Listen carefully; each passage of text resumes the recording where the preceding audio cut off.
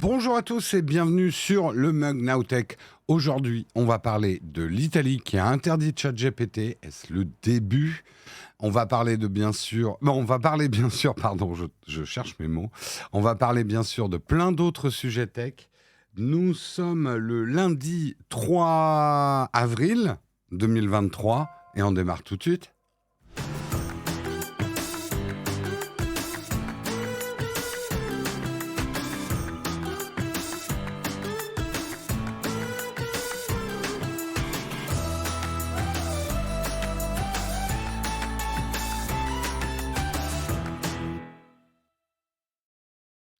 Bonjour à tous, j'espère que vous allez bien, j'espère que vous avez passé un bon week-end. Comment ça va, le chat? Salut Copperderteam, salut Poppy, salut Oiseau Python, salut Lindia, salut Electribe45, salut MMG7F, salut Sigeri Insider. Salut Anne-Vu. Lire les pseudos dès le lundi matin, c'est dur. C'est très dur. Salut Emixam7, salut Samot 27 10 15. Salut Régis Louis, salut Gaëtanx, salut Petit Jean Lecourt, salut Chloé Wink. Bonjour à tous et un grand merci à Kalena avec son 10e mois d'abonnement. Babas, 27e mois d'abonnement, c'est plus de l'amour, c'est de la rage. Merci Fred La Réunion pour son 5e mois d'abonnement. Fred La Réunion, de longue date. C'est plus de l'amour, c'est de la rage, tu l'as depuis longtemps. Merci à vous les premiers contributeurs du matin. Est-ce que vous avez passé un bon week-end ? Si vous aimez les voyages moto avec votre chien, écoute, pourquoi pas. J'ai pas de chien, j'ai pas de moto, mais why not? Mais ça doit être sympa. Ça doit être sympa. Est-ce que vous avez passé un bon week-end? C'est le retour du froid, c'est le retour des pulls à boutons. Et oui, il fait froid. Je vais ranger mes affaires d'hiver un petit peu trop tôt, je pense. Bon, écoutez, vu que vous êtes peu loquace ce matin, nous allons commencer tranquillou. On va regarder le sommaire ensemble de quoi on va parler ce matin. Merci Silver le Dev pour ton 3e mois d'abonnement. Un grand merci à toi. Le pull, c'est le signe que tout a démarré comme il faut ce matin. Tout à fait, exactement. J'ai pas fermé le 3e bouton, alors c'est pas le froid extrême, tout à fait. Quand ça foire, il est en t-shirt. Ouais, quand j'essaie de dépanner le PC, généralement, je suis en t-shirt. En avril, ne te découvre pas d'un fil. Tout à fait, mais en mai, fais ce qu'il te plaît. Plus qu'à moi à tenir. Allez, sur ce, on va regarder le sommaire du jour. De quoi on va parler aujourd'hui? On va parler de ChatGPT bloqué en Italie pour non-respect de la RGPD. Est-ce que c'est le début d'une longue série d'interdictions de ChatGPT? On en parlera, c'est un article des Numériques. Un article qui est le pendant de ça de Courrier International. Un débat, il est beaucoup trop tard pour un moratoire sur l'intelligence artificielle. J'ai essayé de faire une contraction entre tard et moratoire. Ça a fait donner trottoir. D'accord. Il est beaucoup trop tard pour un moratoire. Il me faudrait une intelligence artificielle pour lire mon sommaire, je pense, les matins où j'ai la tête dans le cul. Ça serait une bonne idée.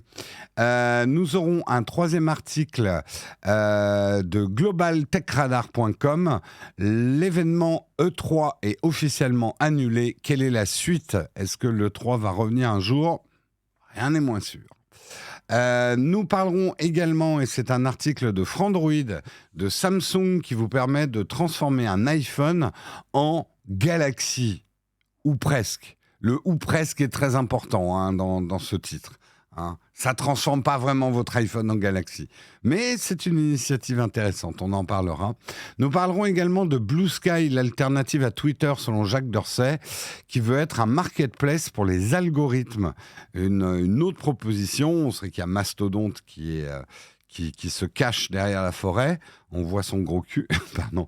Il y a Blue Sky aussi qui pourrait arriver une alternative à Twitter, et Dieu sait si on en a besoin. Nous parlerons également, ce sera une petite brève mais intéressant, des AirPods de retour en mode filaire avec une prise USB-C. Un bricolage, effectivement, que vous voyez ici, d'AirPods pour les rendre filaires, hein, et pouvoir les brancher en USB-C. Et nous terminerons avec une tartine que j'ai pas pu faire la semaine dernière et qu'on va tenter de faire ce matin. Airbnb Bust, la bulle Airbnb est en train d'exploser. Tout un programme. En tout cas, c'est celui qu'on a ce matin. J'espère qu'il vous va. On n'en a pas d'autres. Et je vous propose de lancer tout de suite le Kawa.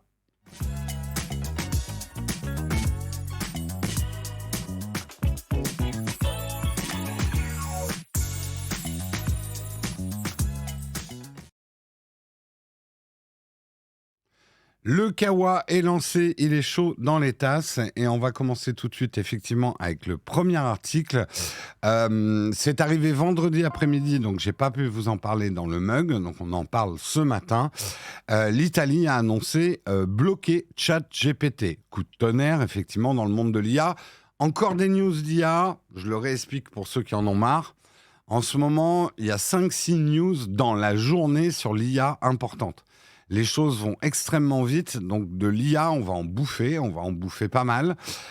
C'est pas nous qui faisons l'actualité, nous ne faisons que la commenter et commenter les articles.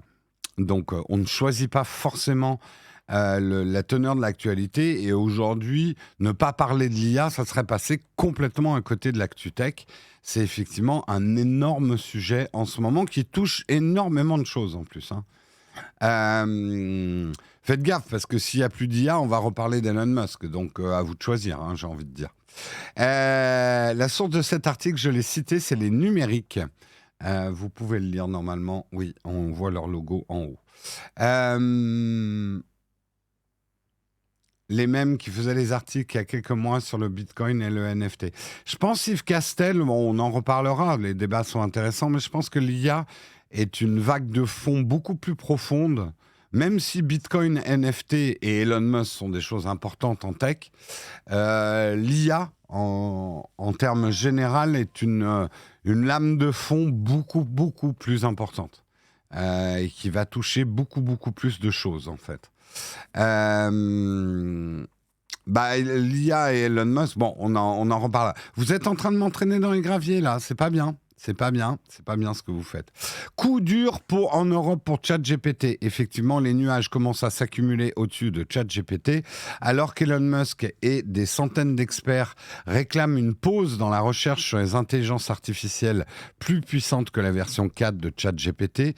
L'Italie a décidé d'aller plus loin en bloquant purement et simplement le robot conversationnel d'OpenAI. L'Italie estime en effet que ChatGPT ne respecte pas la réglementation européenne sur les données personnelles. RGPD ne propose pas de dispositif permettant de vérifier en ligne l'âge des utilisateurs. Alors, ça, c'est la première partie hyper importante. L'Italie n'a pas interdit ChatGPT parce que c'est dangereux ou que ça menace des emplois ou que c'est dangereux politiquement pour le gouvernement italien. Ils ont interdit ChatGPT pour des raisons de non-respect dans la gestion des données privées de ses utilisateurs. La vraie question, c'est est-ce que c'est une vraie raison ou est-ce que c'est un prétexte pour interdire ChatGPT ? C'est là où on peut se poser la question, effectivement. En parallèle, la CNIL italienne a annoncé l'ouverture d'une enquête pour creuser davantage le sujet. Comment s'appelle la CNIL italienne ? Je n'ai pas l'info. La CNILito. Je sais pas comment s'appelle la CNIL italienne. Bref, pour justifier ses préoccupations, le régulateur mentionne une perte de données survenue le 20 mars dernier impliquant des conversations des utilisateurs et des informations liées au paiement des abonnés aux services payants. Elle donne 20 jours à OpenAI pour corriger ses lacunes et ainsi rentrer dans les clous de la réglementation européenne, sous peine de s'exposer à une amende pouvant aller jusqu'à 20 millions d'euros ou jusqu'à 4% de son chiffre d'affaires mondial annuel. Reste désormais à savoir, et ça c'est la deuxième grande question de l'article, reste à savoir si l'attitude de l'Italie vis-à-vis de ChatGPT pourrait inspirer d'autres pays européens à l'image de la France. Pour revenir sur la première partie, on pourrait se dire, avec cette histoire de moratoire dont on va parler derrière, que cette interdiction de ChatGPT par l'Italie,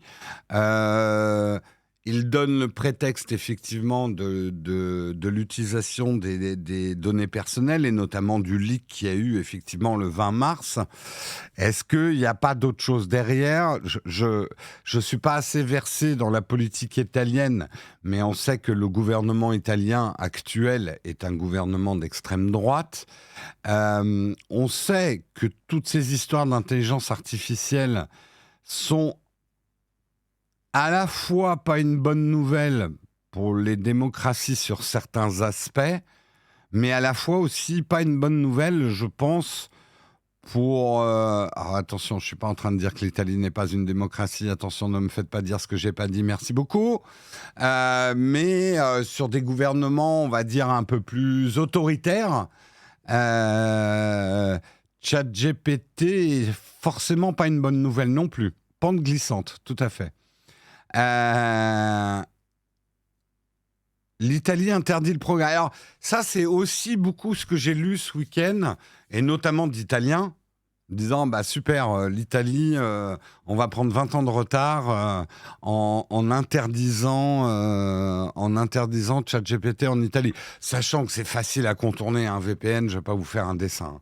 Un dessin sur Midjourney, bien sûr. Logo, GPD. Faisait rien, site officiel de l'État pour payer, sinon parle de RGPD. Je pense que, encore une fois, comme d'habitude avec ce type d'article, il ne faut pas tomber dans un extrême ni dans l'autre. C'est-à-dire de dire que le gouvernement italien prend une décision complètement à l'encontre du progrès et que c'est débile. Non, quelque part, si une entreprise, quelle qu'elle soit, tout ChatGPT qu'elle soit, tout OpenAI qu'elle soit, si elle ne respecte pas la RGPD, on doit la bloquer. On a, et moi je trouve que c'est une très bonne chose, on a effectivement des lois européennes sur la protection des données personnelles. Toute entreprise, aussi importante soit-elle, j'ai envie de dire, se doit de la respecter. Ah d'accord, le nom italien c'est GPDP, ok. Garante per la protezione dei dati personali. Je n'ai pas vraiment suivi mes cours d'italien. Ça se voit. Comment techniquement bloquer une application ? C'est relativement simple, Pierre. C'est déjà arrivé. En France, il y a eu Wish. En fait, il suffit de bloquer les accès. Alors après, il y a toujours des moyens d'accéder à un site. Ça peut devenir très compliqué quand tu es en Chine, par exemple, pour accéder à certains sites. Mais c'est relativement simple de bloquer un site aussi, hein. Le RGPT est incompréhensible, même pour les spécialistes, ont du mal à répondre à la question. Je ne pense pas que la RGPD soit la panacée ou le truc parfait. Et je sais que c'est un peu compliqué et que ces fenêtres pop-up nous font chier. Mais moi, je vous le dis comme je pense, je suis content quand même qu'on ait la RGPD.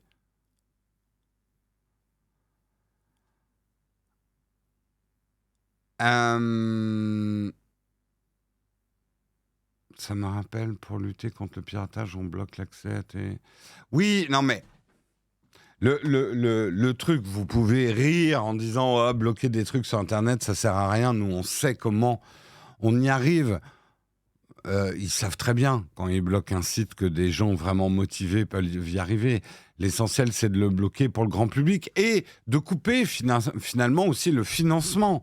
Parce que c'est là où la sanction peut être respectée. Et j'ai envie de dire, c'est là où il faut dépassionner le débat. Si le gouvernement italien, c'est pas un faux prétexte qu'ils ont pris, il va suffire, entre guillemets, à OpenAI de montrer patte blanche, de modifier effectivement son système de conformité avec la RGPD, son système aussi de contrôle de l'âge des utilisateurs, et a priori, ils rentrent dans les clous, ils pourront redémarrer en Italie. C'est ça qu'il va falloir voir. C'est ça, en fait, qu'il va falloir voir. Et quelque part, sur la deuxième question, est-ce que les autres pays européens doivent emboîter le pas de l'Italie ? J'ai envie de dire, pour les problèmes de RGPD, oui. Ça serait même un bon move de promotion du RGPD, de soutien du RGPD et des règles de protection de données, de dire à OpenAI, OK, ChatGPT, on n'a rien contre, sauf que votre problème de gestion des bases de données utilisateurs, ça va pas, ce n'est pas conforme aux lois qu'on a en Europe. Vous voulez travailler en Europe, respectez nos lois. Vous êtes les premiers à dire ça dans le chat et vous avez raison. Il y a un moment, il y a des lois dans des pays, il faut les respecter. Tout Microsoft que tu sois, tout OpenAI que tu sois, tout Google que tu sois. Hein, c'est souvent des bras de fer qui ont eu lieu. Donc, je ne serais pas choqué que d'autres pays européens, dont la France, disent bah, l'Italie, elle a raison, nous aussi on bloque OpenAI le temps qu'OpenAI se mette en conformité avec le RGPD. Voilà. Ça, c'est normal.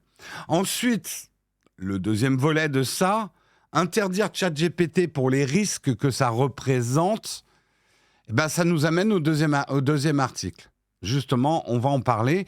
Et le deuxième article, c'est un article de Courrier International. C'est un article payant, je préfère le préciser. Nous, on est abonnés à Courrier International.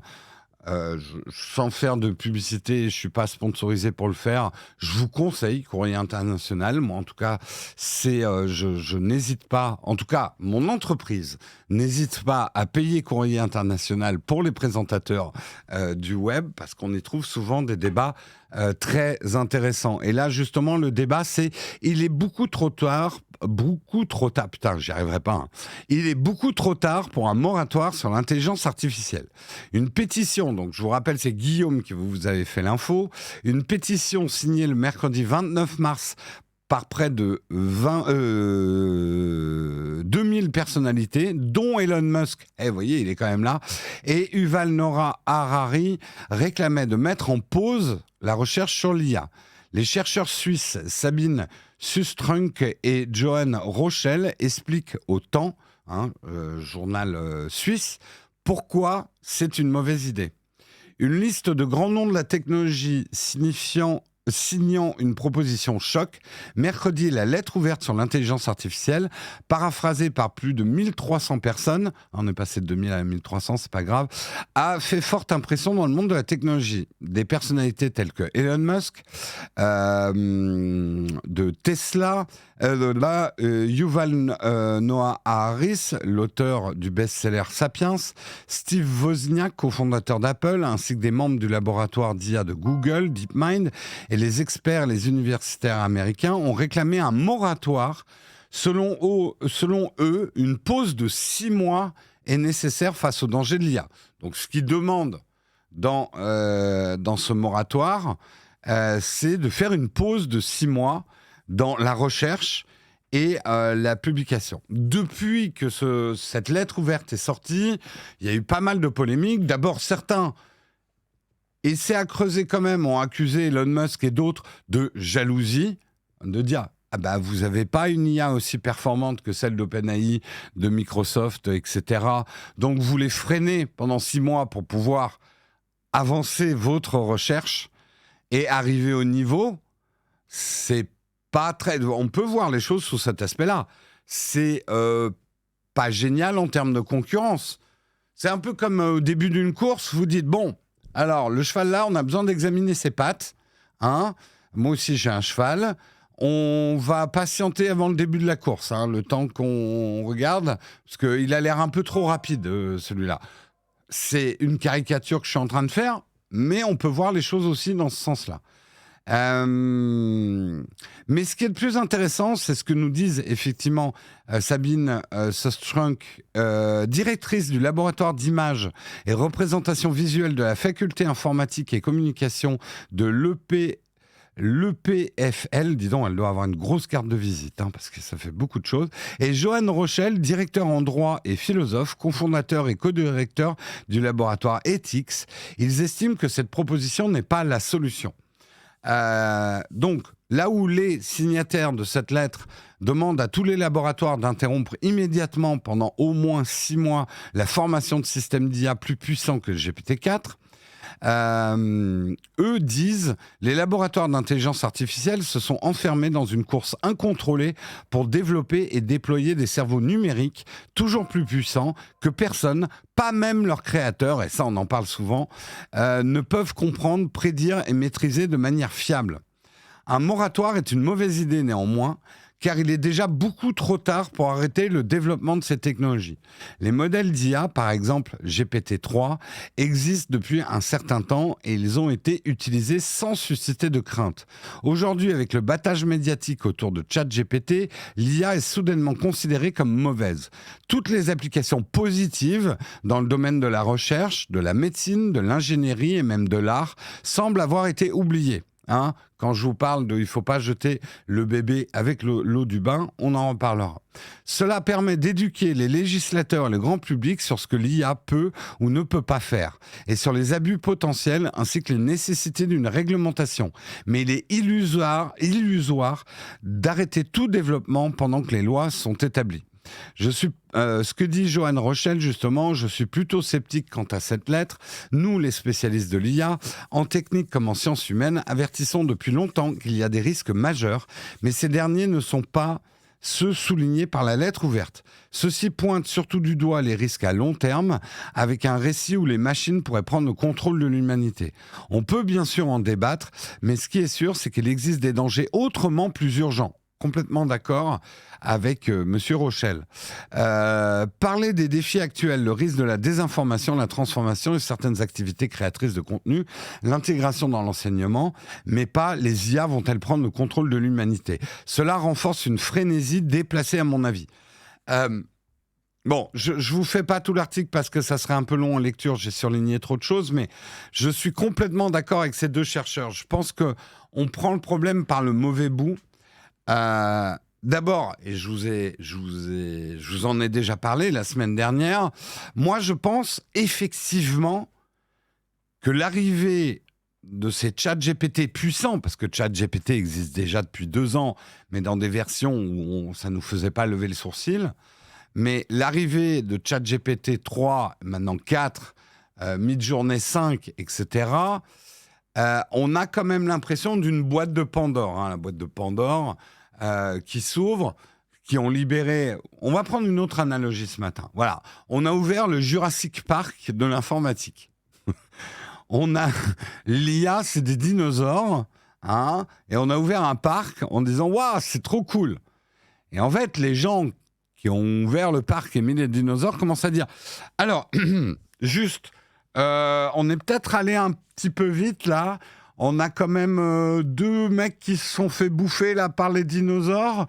On en a 3, on sait plus trop où ils sont. On sait pas ce que ça va donner. Faudrait peut-être mettre des barrières en fait. Voilà. On en est là aujourd'hui et ça c'est vrai. C'est que même les créateurs de ces intelligences artificielles disent bon, on les a lâchés. Mais on n'est pas sûr de pouvoir les contrôler. Du coup, il commence à y avoir cette pensée, je le vois dans le chat plus ou moins, mais cette pensée, je dirais naturelle, mais quand même irrationnelle. Oh là là là là là là, ces intelligences artificielles, ces Black Mirror, ça va prendre le contrôle de l'humanité, on est foutu, et vas-y, je te rajoute une couche de Terminator là-dessus. Les grands classiques des peurs de l'homme face à la technologie. Or, il y a des problèmes plus urgents sur lesquels il faut légiférer. Parce que de penser ça, oh là là, le vrai danger, c'est que les IA prennent le contrôle de l'humanité, Terminator, tout le tralala, c'est une peur pas. D'abord, on n'y est pas à l'IA générale. On n'y est pas. Là, c'est des IA spécialisées, même si elles donnent l'illusion de la pensée humaine. Ce ne sont pas des IA qui pensent qu'elles pensent. On ne va pas refaire toute la démonstration. Elles sont très performantes dans nous créer une interface naturelle, mais elles ne savent pas ce qu'elles disent, en fait. Elles disent des choses très bien, mais elles ne savent pas ce qu'elles disent. Toute la grande différence. N'allez pas dans les autres herbes, oui. Et du coup, face à cette peur irrationnelle en se disant « Oh là là, les dinosaures courent dans les champs, enfin, l'IA va détruire l'humanité, il faut les interdire. » Ça marche pas. D'abord, tu peux pas... Le progrès ne se bloque pas. Le progrès ne se bloque pas. Tu peux pas interdire aux chercheurs de chercher. Tu peux pas interdire à la science de trouver des choses. Par contre, elle se contrôle. Là, ça peut se contrôler. Et l'exemple type, et je pense que l'exemple sur lequel il faut qu'on s'attelle aujourd'hui, c'est par exemple la recherche génétique ou la recherche nucléaire. Voilà. Ce sont des progrès, des sciences qui ont été trouvées et sur lesquelles on a légiféré. On a légiféré. Aujourd'hui, par exemple, la science génétique continue de progresser, mais elle est très encadrée. Ça ne veut pas dire qu'il n'y a pas des dérapages, d'ailleurs, ou des gens qui ne respectent pas les lois par rapport à la génétique, mais on a vu relativement tôt les dangers intrinsèques d'une recherche génétique sans maîtrise. Voilà. Dire, faites ce que vous voulez. Bon, puis on n'a qu'à choisir... On n'a qu'à choisir les êtres humains. Lui, c'est bon, lui, c'est pas bon. Enfin, regardez Gattaca, on va pas refaire une démonstration de pourquoi la génétique peut être dangereuse même. Mais on n'a pas arrêté la génétique. On n'a pas dit, il faut arrêter la génétique pendant 6 ans ou 6 mois, ou voilà. Parce que ça, c'est juste pas possible. Et quelque part, c'est là où c'est important à comprendre, c'est vachement bien que la génétique soit là et continue à progresser. Parce que grâce à la génétique, on arrive à soigner certaines maladies, on comprend mieux le fonctionnement de certaines maladies, etc. Donc, c'est une bonne chose qu'on n'ait pas interdit la génétique, mais qu'on l'ait sérieusement encadrée. Voilà. Et l'IA, c'est exactement la même chose. Il ne faut pas interdire l'IA. L'IA, et c'est ce qu'elle dit, Madame, dont j'ai oublié, Sustrunk, c'est ce qu'elle dit. Là, on est en train de jeter le bébé avec l'eau du bain. L'IA est dangereuse, oui, mais l'IA est géniale aussi. Elle va faire des progrès, elle va faire des progrès immenses dans certains secteurs. C'est absolument énorme. Et vous voyez, c'est ce que je dis moi sur les réseaux sociaux, c'est ce que je dis, si j'étais un homme préhistorique, c'est ce que je dirais sur le feu. Le feu, c'est génial, mais ça peut cramer ta maison. Ça peut te cramer toi. C'est pas parce qu'un progrès, une technologie est dangereuse qu'il faut l'arrêter. Il faut juste l'encadrer, dire, voilà, si tu fous le feu à moi, c'est interdit, me crame pas, ça c'est interdit. Par contre, le feu bien utilisé, on va peut-être pouvoir faire des trucs intelligents avec. Voilà. Et je suis le premier à dire, le gros problème qu'il va y avoir, c'est que les législations, le rythme des législations n'est pas celui du progrès, et surtout l'IA qui va à toute vitesse. Donc les législations vont arriver très en retard par rapport aux débordements qu'on va connaître. Donc il est plus que probable, on ne va pas parler de proba, mais il est plus que probable qu'on connaisse des débordements et des problèmes avec l'intelligence artificielle avant que les lois arrivent. Mais on peut se dire aussi, l'IA pourrait aider à faire des lois. Et je ne dis pas que des conneries. les premières lois ou les rédactions sont aidées par l'intelligence artificielle pour accélérer probablement le processus. C'est pas l'IA qui écrit la loi. Ça, c'est ce que les journaux vous mettent en titre pour que vous cliquiez sur l'article.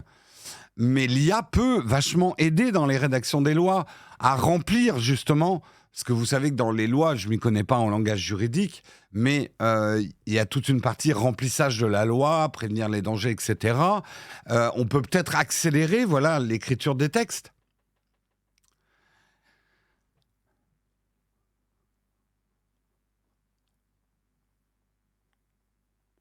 Donc, dans ce genre de truc, je pense qu'il faut toujours raison garder. C'est normal qu'on ait des peurs ancestrales. Hein. C'est normal qu'on ait peur d'être dépassé par la technologie. On l'a toujours été. Je vous garantis, vous allez dans n'importe quel âge de l'humanité, il y avait des mecs qui étaient anti-feu, il y avait des mecs qui étaient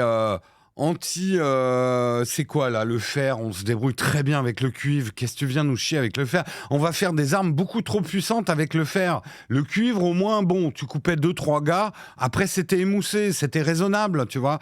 Il y a toujours, et c'est normal aussi, c'est la dynamique de la technologie, il y a toujours des gens qui disent wow, wow, wow, wow, wow, wow, wow, wow. Et puis il y a toujours des chercheurs qui cherchent, et la dynamique des deux font effectivement ce qui se passe. Il y a eu des gens qui avaient peur du téléphone, il y avait des gens qui avaient peur. C'est normal, c'est normal. Et c'est très bien aussi de s'interroger. Vous voyez, en fait, le problème, c'est qu'on passe toujours d'un extrême à l'autre. On se dit, il ne faut pas être un admirateur de la technologie BA et ignorer les conséquences. Et d'un autre côté, on dit, il faut être anti jusqu'à interdire. Non, la vérité, elle est au milieu. Toute technologie est dangereuse. Toute technologie est un couteau à double tranchant. Oui, même un couteau à beurre est un couteau à double tranchant en termes de technologie. Hein, toute technologie est un couteau à double tranchant. Ça ne veut pas dire qu'il faut arrêter les technologies. Quoi, il faut de la nuance? Non, mais ça va pas, Jérôme.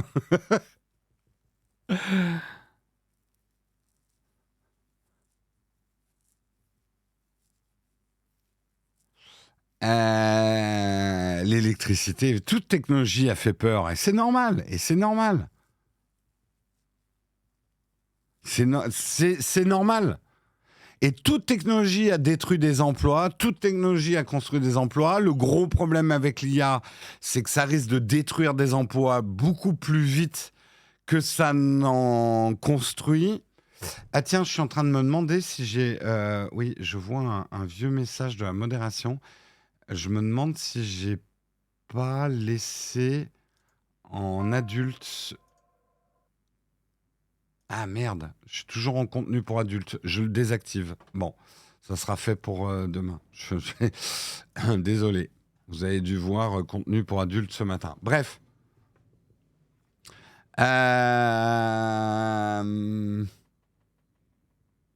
Et si les questions étaient posées avant d'ouvrir les boîtes de Pandore?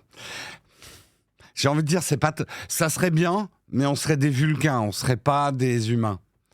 Les humains, on a quand même tendance à ouvrir les boîtes de Pandore et après faire « oupsie » et à réparer un petit peu les dégâts qu'on a causés. C'est un peu notre dynamique quand même.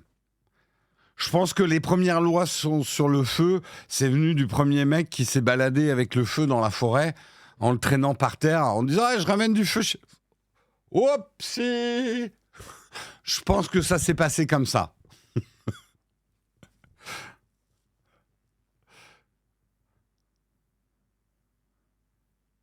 On adore ouvrir les boîtes, c'est comme à Noël, tout à fait. Mais en fait, tu dis Curiosity kills the cat. Je pense kill the human aussi. C'est aussi notre nature curieuse qui fait ce qu'on est. Après, on pourrait avoir des grands débats pas technologiques, des grands débats philosophiques sur la nature de l'être humain. J'ai pas envie de me lancer là-dedans. Si, j'ai envie, mais on va pas le faire. Là, c'est mieux. Mais c'est notre curiosité qui nous a toujours poussé à aller voir derrière la colline de l'autre côté du village. Qu'est-ce qu'il y a derrière? Il y a quoi derrière cette forêt là où il y a des loups qui nous bouffent? Hein? Voilà. Quelqu'un a déjà rencontré un vulcain? Pas du tout. Ah merde, je voulais faire le signe vulcain, mais en fait, j'y arrive pas. Je suis pas. En tout cas, moi, je suis pas un vulcain, j'y arrive pas.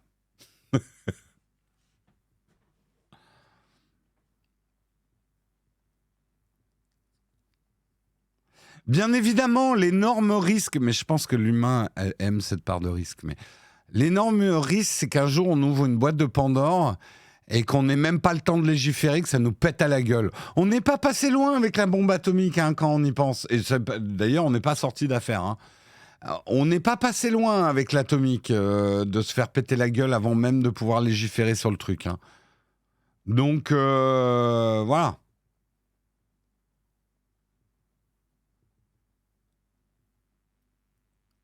Et si on allait voir ce que cache l'article suivant, Samuel, mais c'est pas comme ça que les choses marchent.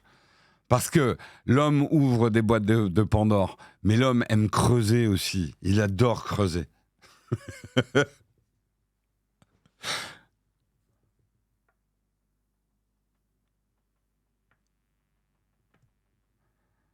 Euh, Mais je suis d'accord, ça serait absolument génial si on pouvait se poser des questions avant que les problèmes arrivent. Ce que je dis simplement, c'est que c'est pas très humain de faire comme ça. En tout cas, on n'a jamais eu cette sagesse-là de pouvoir se poser avant même d'ouvrir une boîte de Pandore. Généralement, on l'ouvre et après on fait « Ouais, il n'y a pas que du bon là-dedans ». L'homme adore les graviers, c'est pour ça qu'il creuse. Tout à fait. Non, mais c'est hyper intéressant. Il y a des débats super intéressants. Moi, j'essaye depuis quelques semaines d'écrire une vidéo là-dessus, mais d'abord, les choses changent tellement vite. Puis je trouve que, enfin, les vidéos que je vois actuellement sur l'IA, il y en a des très intéressantes. Il y en a beaucoup qui sont sur le sensationnalisme de l'IA pour faire du clic. C'est intéressant. Moi aussi, si je fais une vidéo, j'aimerais bien qu'on clique dessus. Mais j'arrive pas encore à... J'arrive pas encore à l'écrire. Voilà. Donc, je préfère en parler en live. C'est pas facile d'écrire une vidéo sur le sujet en étant en... Parce que bien évidemment, tu fais une vidéo, l'IA va tuer l'humanité. Ouais, les gens cliquent parce qu'on est dans la peur primitive. Et que des titres très primitifs, ça marche. Je vais vous dire, aujourd'hui, moi, je vous ai déjà dit les titres putaclic, ce que j'en pensais. Les titres putaclic, je trouve que c'est pas une bonne définition. Par contre, les titres primitifs, c'est plus comme ça que et nous aussi, on en fait. Hein. Je suis en train de jeter la pierre à personne, ou le gravier à personne. Mais oui, c'est terrible, mais aujourd'hui, les titres primitifs fonctionnent. Les titres qui font appel à nos instincts primitifs de curiosité, de voyeurisme, c'est ce qui marche, en fait.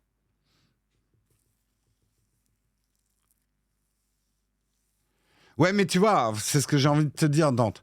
Demain, je fais une vidéo, l'IA va sauver des millions de personnes dans le médical, personne ne cliquera dessus. Je te garantis que personne ne cliquera dessus. Alors que tu fais, l'IA va tuer l'humanité ou machin, tout le monde clique dessus.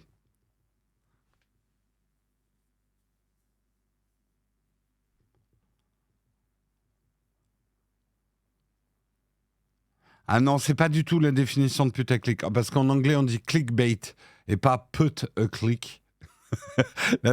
Mais c'est très drôle, Arnaud. J'aime beaucoup. Elle est très poétique, ton explication. En anglais, on disait put a click et en France, ça a donné putaclic. Mais j'aime beaucoup, beaucoup tes définitions.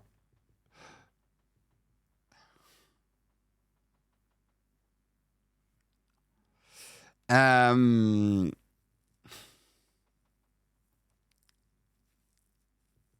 Ouais, il y a même des vidéos sur les rumeurs de l'iPhone 15. Non, mais tu vois, dans le genre truc primitif, juste pour faire du clic. Alors, ces youtubeurs qui font des vidéos sur les rumeurs de l'iPhone 15, qui sont-ils? Que veulent-ils? Hein? Quel est vraiment le but? Hein? Vraiment, c'est un truc, ça me révolte tellement que je passe à l'article suivant. Hein? Non, alors, t'as peut-être pas vu notre dernière vidéo MMG, mais on vient de faire une vidéo sur les rumeurs de l'iPhone 15. Donc, je me permettrai pas... Ah oui, si, oui, j'ai fait un petit clin d'œil à Jojol dans la vidéo des rumeurs de l'iPhone 15. L'iPhone 15 va-t-il tuer l'humanité? Non. L'iPhone 15 aura-t-il de l'intelligence artificielle? Article suivant. L'événement E3 est officiellement annulé. Quelle est la suite? C'est un article effectivement de globaltechradar.com. Après des semaines de spéculation, l'Electronic Entertainment Expo, l'E3 de 2023, était officiellement annulé par les organisateurs. L'E3 a eu du mal à reprendre pied à la suite d'une série de perturbations liées au Covid. D'abord annulé en raison de la pandémie en 2020, l'E3 est devenu un événement virtuel en 2021, avant d'être contraint d'annuler à nouveau l'année suivante. Cette ultime annulation de l'événement pour 2023 n'est guère surprenante après une série de retraits de grands noms de l'événement. Microsoft, Sony, Nintendo et Sega ayant tous annoncé qu'ils ne participeraient plus à l'événement. Dans la plupart des cas, peu de raisons ont été données pour expliquer le retrait de chaque société, avec seulement de vagues promesses de mise à jour futures par le biais d'autres canaux. Donc l'E3, ça sent pas bon. Surtout que d'autres événements maintenant ont un peu pris la place dans le monde du jeu vidéo. Hein. On a le Summer Game Fest 2023 qui va débuter le 8 juin. Il y a aussi le Xbox Game Showcase de Microsoft qui va suivre le 11 juin. Le 12 juin, il y a les présentations Ubisoft. Donc en gros, pour pas m'enfoncer trop dans l'article parce qu'on a perdu du temps sur les autres, y a-t-il, on va poser la question autrement, y a-t-il encore une place pour un événement physique autour du jeu vidéo auquel les grandes marques et les grands distributeurs, les grands concepteurs de jeux vidéo seraient prêts à se joindre? Déjà, aujourd'hui, et la pandémie a quand même cassé les jambes à toute réunion physique. On s'est aperçu d'ailleurs... Est-ce qu'on en a vraiment besoin de rassembler tout le monde au même endroit pour parler de quelque chose, en fait? Et c'est une vraie question qui se pose dans le monde de l'événementiel. D'autant plus, je dirais, pour un média un média et un art que sont les jeux vidéo, qui... C'est pas des tondeuses à gazon. Ce que je veux dire, une tondeuse à gazon, je peux comprendre qu'on ait un salon d'exposition de tondeuses à gazon ou de trucs de jardinage plus vastes, parce qu'on a besoin, c'est des objets effectivement physiquement qu'on va utiliser, c'est des outils. Le 3, alors, c'est festif, ça j'enlève pas la perte du côté festif, mais en dehors de ça... Est-ce qu'on ferait pas mieux de prendre l'argent de ce genre d'événement pour avoir, je sais pas, j'imagine, mais un week-end live avec des présentateurs live, par exemple sur Twitch, qui présentent des jeux vidéo, où les gens pourraient les tester chez eux pendant une durée limitée, hein, genre, je sais pas, on pourrait appeler ça... des tests en avant-première ou des bêtas ou des trucs comme ça, je sais pas, je réfléchis, je dis peut-être des conneries. On pourrait garder le côté un peu festif de la présentation des jeux vidéo, mais en rendant les choses plus simples et paradoxalement plus accessibles. Parce que là, il y avait un peu que ceux qui pouvaient se déplacer. Je sais pas, voilà, des démos, hein. Les réseaux, les salons, ça permet de réseauter, de rencontrer les collègues. Oui, mais ça, c'est pour les journalistes, entre guillemets. Bon, moi, vous le savez, je le dis à chaque fois, je suis pas. Moi, les salons, ça me fait chier. Je vais être honnête, ça me fait chier. J'y vais. Autant j'adore voyager pour les vacances, autant voyager pour le boulot, ça me fait vraiment pas triper. Mais vraiment pas. Et là, certains vont me dire, ouais, t'étais quand même bien content de partir au Japon. Fondamentalement, non. J'ai trouvé ça cool parce qu'effectivement, ça m'a permis de tester l'appareil photo dans de très bonnes conditions et de faire des photos et de bouffer avec les collègues et tout. Mais j'aurais préféré partir au Japon en vacances dans l'absolu. Voilà. Tout ça pour dire, c'est cool de bouffer avec les collègues, mais comme je disais, tu me donnes un dixième du budget, on se fait un grand dîner, ça peut être cool aussi, on se rend compte, quoi. Donc moi, en fait, le côté festif et devoir voyager pour être physiquement à des salons, mais bon, je suis pas objectif dans le sens où moi, quand j'y vais, c'est le boulot. Donc après, moi, en tant que particulier, est-ce que je vais à des salons pour mon plaisir? Est-ce que j'ai déjà fait ça? Ouais, je suis allé à la Comic-Con. Ouais, un petit peu. Il y a le salon du barbecue, là, à Paris. Je vais peut-être y aller. Hein? Ça peut être bien. Déguster des échantillons.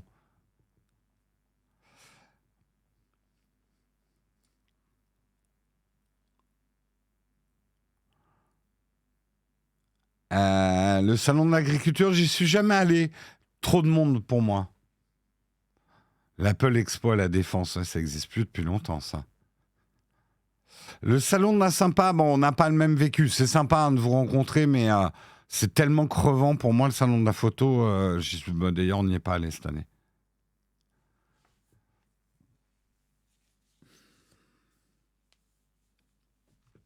Donc, on peut se poser la question.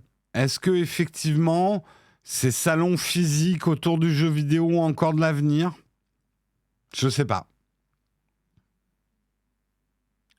Le salon du barbecue, c'est en ce moment dans les rues de Paris. Ouais, je sais pas si je ferai mes saucisses avec le petit fumet poubelle là. Pas sûr. Hein. 2004-2005, la dernière Apple Expo à Paris. Ouais, j'y suis allé à une ou deux Apple Expo. J'ai vaguement le souvenir, ouais.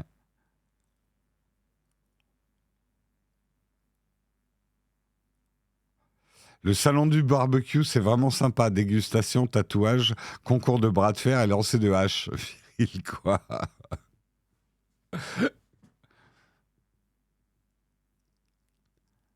49% de promo sur tous les barbecues.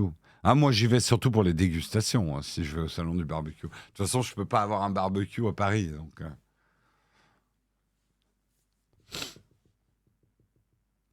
de toute façon, voilà. Et Goldomark le dit et il a raison. Les salons professionnels sont en perte de vitesse. Hein. Tous. Euh, et moi, dans la tech, personnellement, j'en vois de moins en moins l'intérêt. Et j'aurais pas de nostalgie particulière pour ces salons. Parce que oui, c'est cool de bouffer avec des potes, mais c'est tellement fatigant les salons que je préfère juste bouffer avec des potes. Je devrais faire ça, un dîner de tous ceux qui sont pas allés au CES, par exemple, l'année prochaine. Le dîner de tous ceux qui sont pas au CES. Donc on verra comment les choses évoluent. Quelle heure est-il? Il va falloir que je mette un petit coup d'accélérateur. Article suivant de Frandroid, et c'est Samsung qui fait une expérience assez intéressante. Ils ont bien compris que le meilleur moyen de choisir entre un smartphone sous iOS ou un smartphone sous Android, c'est encore d'essayer. Et ça, Samsung l'a bien compris. Du coup, ils ont lancé une web app qui s'appelle Try Galaxy. Et vous pourrez la retrouver d'ailleurs sur la page trygalaxy.com. Et cette web app va vous permettre, à travers un navigateur Safari, d'avoir l'illusion d'être sur... comment elle s'appelle déjà One UI, pardon. Sur One UI, donc, qui est l'Android de Samsung, sur votre iPhone. Voilà. vous aurez une interface comme ça qui ressemble effectivement à One UI. One UI lui-même ressemblant à iOS.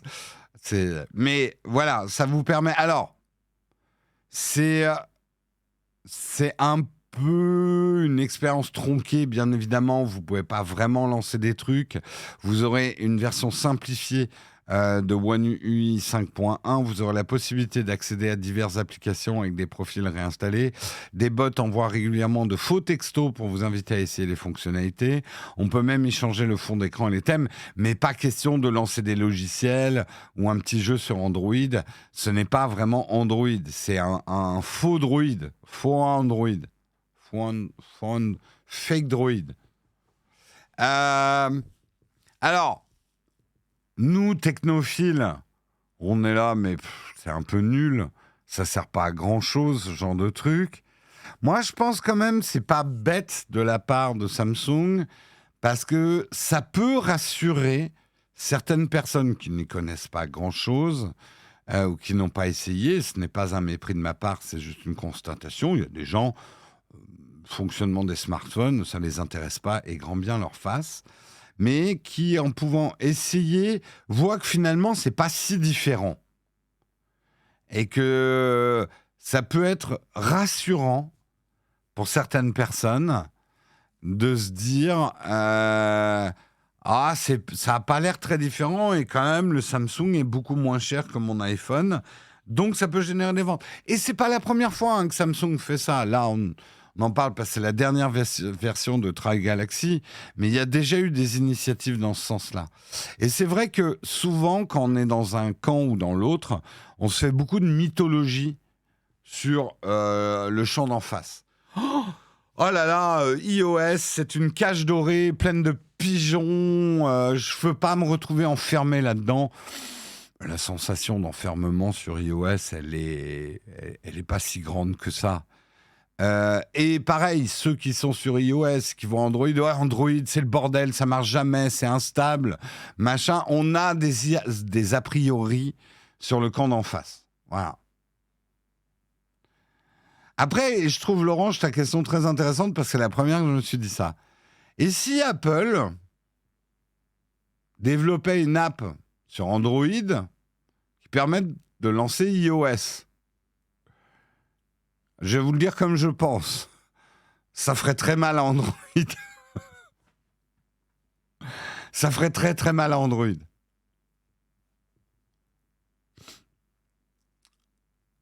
Il y a beaucoup de gens. Après, c'est pas qu'une opinion. Je vous livre des choses que j'entends. Dans mon entourage, j'ai quand même au moins une dizaine de personnes qui, ces 2-3 dernières années, ont lâché Android pour arriver sur iOS.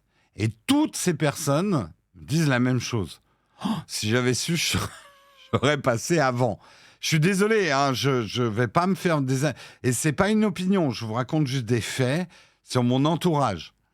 Il y a beaucoup de gens qui détestaient Apple et iOS et qui sont passés et qui maintenant disent, en fait, c'est vachement bien.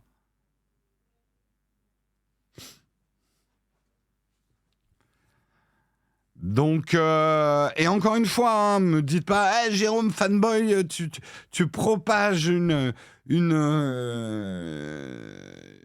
image. Je vous dis, c'est des choses que j'entends autour de moi. Voilà.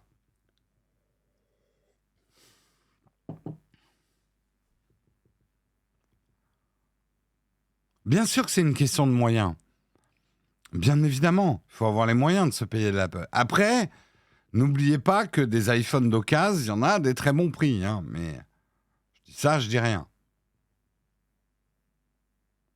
Après, et attendez, pour rétablir l'équilibre, j'ai aussi une ou deux personnes dans mon entourage qui étaient sur iPhone et qui sont passés Android et qui sont ravis. Ça existe aussi. Ça existe aussi, bien évidemment.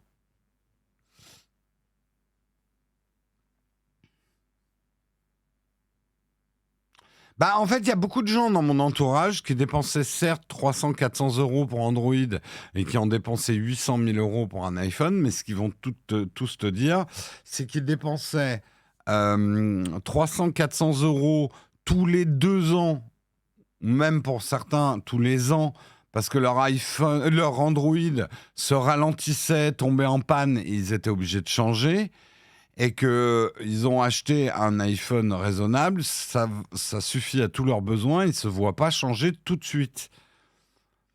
Donc, c'est bien beau de parler du prix en parlant du prix d'accessibilité à un smartphone, mais il faut parler aussi de l'usure et de combien de temps tu gardes ton smartphone. Donc, Apple, c'est toujours la même chose. Le ticket d'entrée, il est cher, mais moi, je le dis, et même si Guillaume a fait une vidéo là-dessus et qu'on n'est pas forcément d'accord, mais moi, je pense aujourd'hui quand même que les iPhones sont beaucoup plus robustes en termes de maintenance, en termes de mise à jour, que les Android. Voilà. Et j'en démords pas.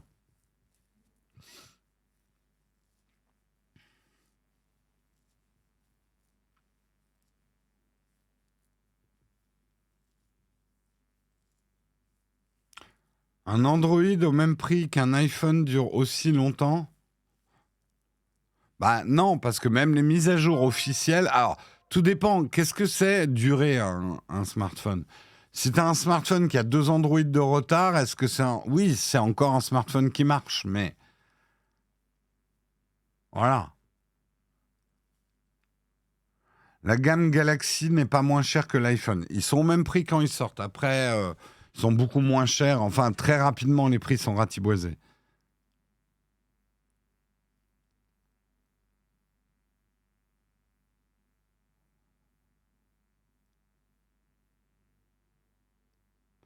Il y a une communauté d'Ilim qui développe les custom ROM.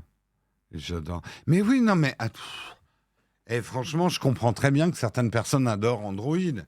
Quand tu aimes vraiment régler ton smartphone, Android, c'est top, quoi. Et pouvoir bidouiller avec, c'est top. Bref, c'est un tellement long débat, tout ça, que nous allons passer à l'article suivant, que je vais vraiment faire rapidement. On va parler très rapidement de Blue Sky, l'alternative à Twitter selon Jack Dorsey. Il veut que ça soit un marketplace pour les algorithmes. Blue Sky, c'est l'alternative à Twitter mise sur pied par Jack Dorsey. Ce n'est encore que sur invitation, hein, donc vous ne l'avez pas encore. Mais les dirigeants partagent aujourd'hui un petit peu plus leur vision pour cette plateforme open source. Donc ce qu'il faut que vous reteniez sur Blue Sky, parce qu'on en reparlera, je pense, c'est qu'il y a 2 idées fondamentales à Blue Sky par rapport à Twitter. Blue Sky sera effectivement open source, avec tout ce que ça implique, et ça sera également, et c'est le souhait des créateurs, un marketplace pour les algorithmes. Ça veut dire quoi? Ça veut dire aujourd'hui, vous savez que les réseaux sociaux, c'est des algorithmes qui vont mesurer votre manière de regarder le réseau social pour vous recommander du contenu. OK? Là, a priori, de ce que je comprends, Blue Sky vous permettra de choisir votre algorithme. Plus ou moins agressif, peut-être, plus ou moins répondant à vos aspirations. Est-ce qu'il y aura des no-algorithmes, genre je ne veux pas que tu regardes ce que je regarde et du coup, je n'ai pas de proposition du tout, hein, à moi de trouver le contenu que je veux lire. Est-ce qu'on pourra graduer justement l'agressivité de l'algorithme? Intéressant. Là où moi ça m'intéresse le plus, c'est que Mastodon, puisque je vous vois en parler dans le chat, Mastodon, certains me demandent pourquoi on n'y est pas et tout. C'est absolument pas ergonomique. Moi, je trouve que c'est une usine à gaz, Mastodon. Je n'irai pas là-dedans. J'ai pas le temps de m'intéresser à ça. Même si Twitter s'effondre, je pense pas aller sur Mastodon. Je pense pas. Il faut jamais dire jamais.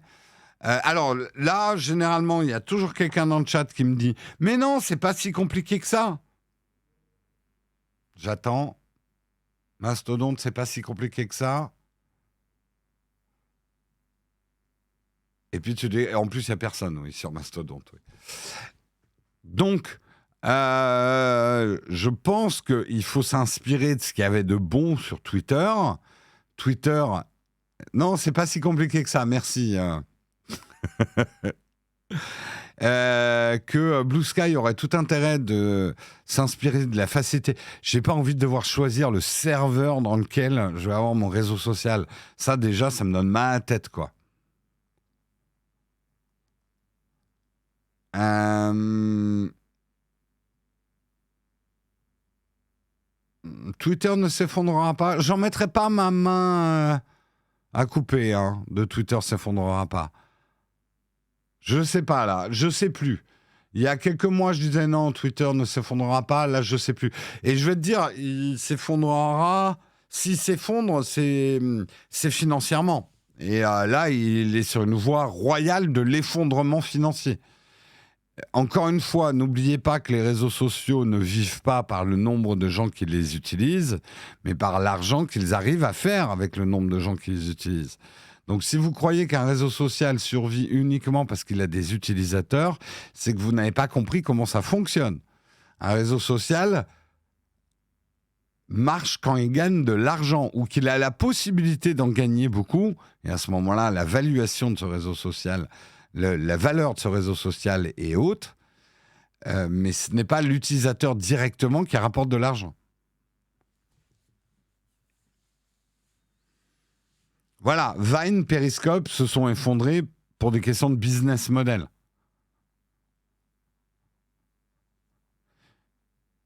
Et regardez Facebook, ça fait des années qu'on dit « Ah, ils sont morts, il n'y a plus que des vieux. » Ah, ben les vieux, ils ont pas mal d'argent. Et les annonces publicitaires pour les personnes, quand on parle des vieux, hein, c'est des plus de 30 ans, on va dire. Les plus de 30 ans, ben, ça intéresse énormément les publicitaires. Donc, ils sont prêts à acheter de la pub sur Facebook justement pour toucher ces gens-là. N'oubliez jamais ça. Oui, désolé hein, de vous apprendre, au-delà de 30 ans, vous êtes vieux. Hein. Eh oui, eh oui, eh oui. Bah si. Mais je vais même vous révéler un truc. Passé 20 ans, vous êtes vieux pour certains. Et je vais même vous apprendre un troisième truc. Passé 10 ans, vous êtes vieux pour certains. Vous êtes toujours le vieux de quelqu'un. Vous êtes toujours le vieux de quelqu'un.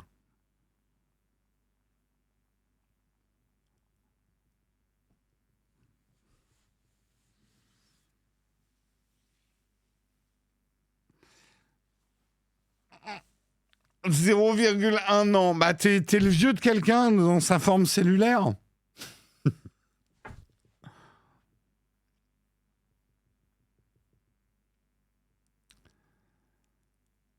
On n'est pas vieux, on se bonifie. Ouais, attention avec les analogies sur le vin qui vieillit, parce que je vous rappelle qu'un vin qui vieillit mal tourne au vinaigre.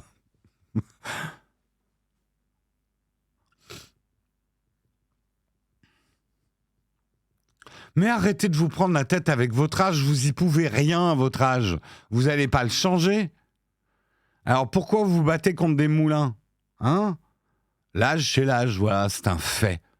On ne peut rien faire contre l'âge. Vous n'avez pas changé votre âge. Par contre, ce qui se passe dans votre tête, vous avez une légère influence dessus. Voilà. Donc, pourquoi vous émouvoir sur l'âge ?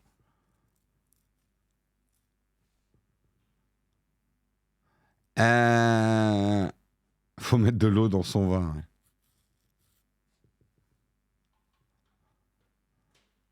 Et vous pouvez changer votre slip aussi. Ça, c'est des choses sur lesquelles vous pouvez agir. Mais vous ne pouvez pas agir sur votre âge. Même avec des crèmes à 60 € le tube, vous ne pouvez pas. Donc, pas la peine de dépenser trop d'énergie à y penser, hein, j'ai envie de dire. Allez, on enchaîne. Je ne sais pas pourquoi on en est arrivé à parler de ça. On enchaîne, et c'est le dernier article. Petit truc rigolo. Vous vous souvenez du mec qui avait mis une prise USB-C sur son iPhone avant tout le monde ? Eh bien, il a fait une nouvelle expérience. Il a mis des fils à ses AirPods. Quelle drôle d'idée. Mais c'est pas si con. C'est pas si con de mettre des fils à ses AirPods, parce que quand ils ont plus de batterie, est-ce que ça peut permettre qu'ils marchent ?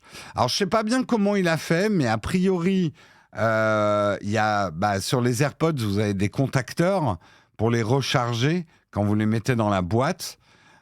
Il a hacké, en fait, ces contacteurs pour qu'ils puissent fonctionner en USB-C. Donc, je pense garder la charge quand ils sont en USB-C.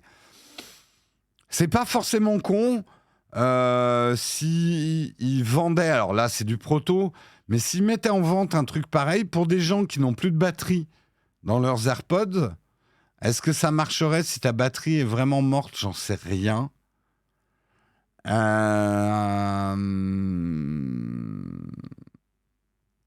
Mais c'est pas si con.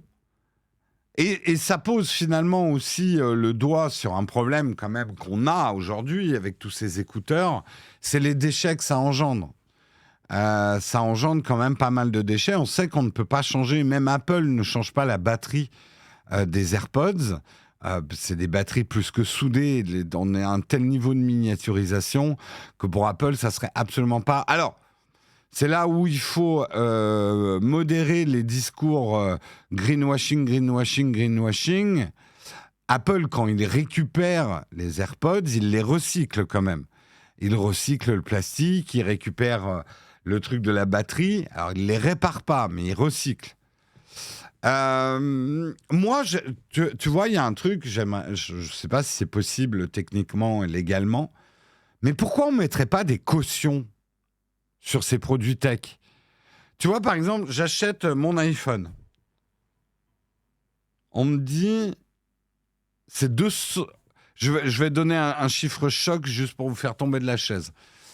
On me dit, monsieur, il y a 200 € de caution dessus. Quoi? 200 € de caution? Oui, si vous le ramenez, on vous rendra les 200 €. Indexé sur l'inflation. Ouais, parce que... Ouais. Bon, 200, c'est un peu beaucoup. Allez, 50. 50 € de caution. 50 € de consigne. Pas de caution, oui, une consigne plutôt.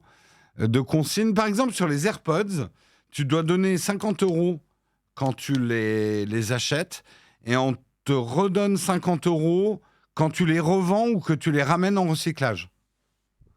Si, non, c'était pas une caution que je voulais dire, c'était une consigne. Une consigne. Oui, bah on trouvera un truc. Si on les perd, tu récupères quand même ta consigne. Si tu arrives à... Oh, je sais pas. De toute façon, je suis pas juriste. Ouais, ou une empreinte bancaire, par exemple, ouais. Ou je sais pas, quand on te les vole, il faut que le voleur déclare qu'il les a volés. Voilà, hein, pour l'écologie. Ah, mais vous rentrez tout de suite dans... Mais si tu peux les revendre, tu les revends avec justement cette consigne. Ah, vous êtes procédurier, vous êtes bien français, hein.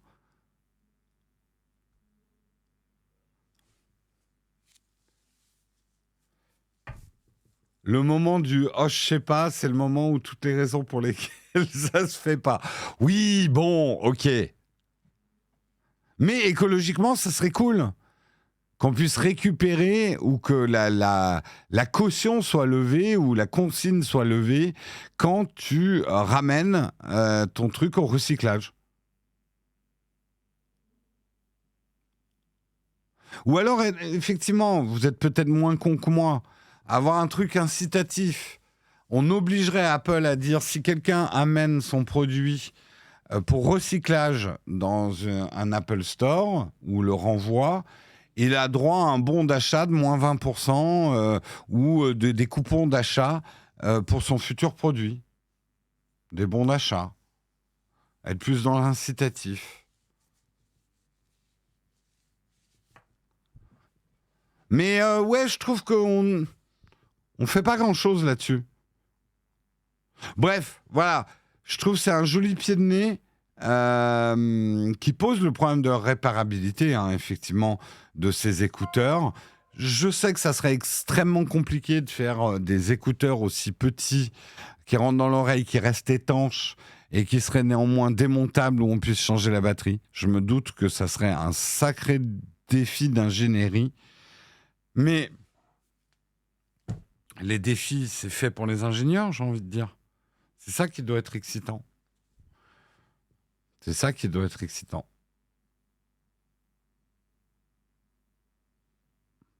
Ouais, un échange qui ferait baisser le prix d'un nouveau matériel, par exemple. Ah, les autres marques, c'est pas. Alors, comprenez bien un truc. C'est important à comprendre. On tape sur Apple, on tape sur Amazon, parce que c'est les deux marques qui énervent le plus. Mais c'est tout le secteur qui est en défaut. Je veux dire, Apple, c'est pas les seuls à faire des écouteurs jetables dont on change pas la batterie. Vous croyez que Samsung, on change la batterie de leurs écouteurs? Non. Le truc, c'est qu'on va toujours taper sur Apple en premier ou sur Amazon en premier parce que c'est les plus visibles et c'est ceux qui énervent le plus. Mais le problème touche tout le secteur et toutes les marques.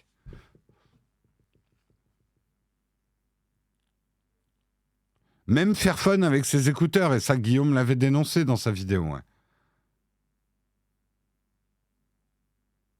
Donc, si tu aimes tellement gérer la TVA pour l'État, tu es prêt à gérer aussi le système de consigne dans le vide-grenier. Oh, oh Olek, tu m'énerves. C'est du détail, tout ça, c'est de l'intendance.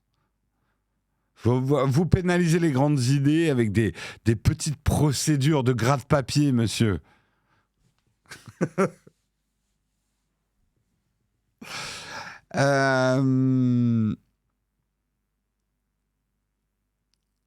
Ça réglerait pas le souci batterie. Non, mais au moins ça assurerait que des AirPods ne partent pas dans les poubelles quand ils marchent plus. Et ça, c'est un des gros problèmes écologiques. Alors je sais que vous, personne ne le fait, parce que vous êtes des gens bien.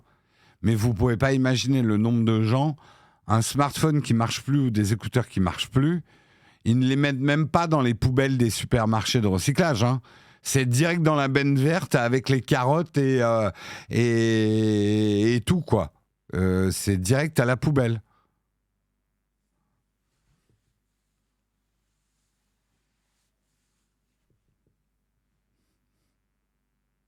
Ah, Mister Hardisk, je crois que je suis responsable de 400 grammes de CO2 rien qu'en AirPods pétés. Ah ouais, mais Hardisk, c'est une question des grands nombres. Les AirPods, il y en a quand même beaucoup. Et on va dire d'une manière générale, les écouteurs sans fil, il y en a quand même beaucoup à travers le monde. Je ne parle pas de ceux de Léo Duff qu'ils perdent dans une bouche d'égout. Ceux-là, ils sont perdus pour l'écologie. Merci Léo Duff d'ailleurs d'avoir pollué un caniveau parisien. Bravo. Non, je parle effectivement. De toute façon, encore une fois, c'est des problèmes globaux de notre manière de consommer des produits technologiques et de ce qu'on en fait après. Voilà. Il faudrait peut-être plus de bacs de recyclage dédiés. Je te garantis, petite nature, je suis sûr que même si on mettait en bas de chez les gens 3 bacs de recyclage, si en France, je parle en France, hein, si en France on légifère pas et qu'on punit pas, on triera pas en France. D'abord parce qu'effectivement, le tri en France est relativement compliqué. Il est beaucoup plus compliqué dans d'autres pays et beaucoup plus contraignant et ils le font. Mais en France, ça sera très compliqué et les gens vont descendre dans la rue. On me prive de ma liberté de vouloir jeter les trucs où je veux. Ça fait un peu long comme slogan. Salut Bastille. En France, il faut gamifier le recyclage. Non, je pense qu'il faut le payer, le recyclage. Enfin, faut le récompenser, il faut l'inciter. En France, t'as pas 36 000 solutions. Soit tu punis, hein, tu légifères avec une amende, et tout le monde va chercher comment resquiller. Soit il faut être dans l'incitatif. Et là, t'as des gens qui vont gruger pour avoir plus de bons d'achat que les autres.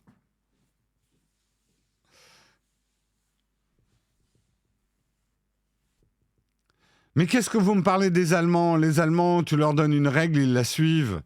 Ils sont pas drôles, les Allemands.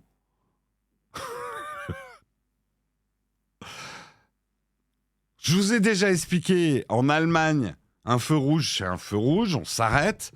En France, un feu rouge est une information, une possibilité.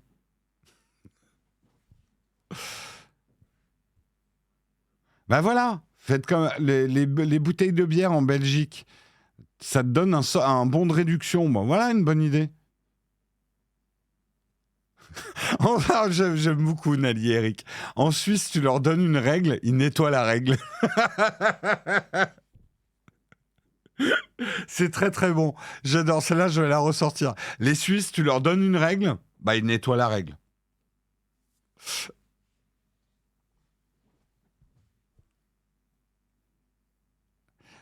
Franchement, est-ce que vous avez déjà regardé dans votre ville ce que les gens mettent dans les poubelles de recyclage en France? Ça fait quoi? Ça fait 20, 30 ans qu'on dit ce qu'il faut mettre dans une poubelle de recyclage. Et je suis sûr, même, je ferai le sondage parmi vous là. Personne n'est complètement sûr de ce qu'on a le droit de mettre dans une poubelle de recyclage ou pas. Hein? Est-ce que mon pot de yaourt, où il y a encore un petit peu de yaourt au fond, je dois le mettre dans le truc de recyclage ou pas? Je suis sûr que je pose la question. Il y a moitié des réponses.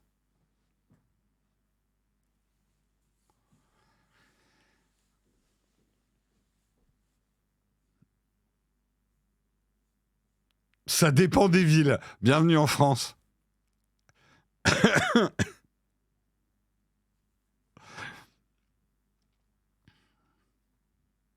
C'est marqué sur les emballages. Non, mais tu voudrais pas qu'on lise des notices d'utilisation non plus. Tu nous prends pour qui? Confidence, je recycle pratiquement jamais parce que c'est trop compliqué. Souvent, c'est du cinéma. Il n'y a que 3% des trucs qui sont vraiment recyclés et ça dépend des villes. Oui, bah, hard disk, we agree to disagree. Euh, de dire, bah, je fais pas parce que ça marche pas, ça va pas aider à ce que les choses marchent non plus. On pourrait aussi raisonner comme ça. Et une large partie du gâchis du recyclage, c'est parce que les gens ne savent pas recycler. Et qu'on se retrouve effectivement avec des bennes remplies de trucs qui ne sont pas recyclables. Donc, l'éducation, l'incitation et une volonté de changement. Mais entériner le truc en disant ouais ça marche pas, ils arriveront jamais à le faire marcher, donc on va pas y arriver. Je peux pas souscrire à ça.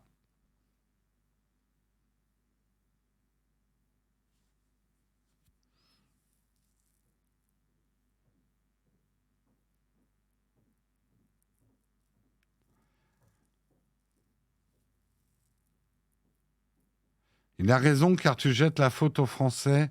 C'est pas nous qui décidons de la complexité du système dans chaque ville. Ouais, mais a priori, en tout cas, les gens qui décident ça, c'est des gens qui, a priori, on a choisi pour nous représenter. Donc, c'est une vaste question.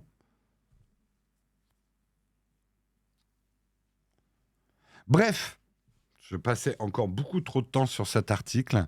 On va faire quand même le dernier article. Il n'y aura pas de camp de fac ce matin. On va passer directement à la tartine.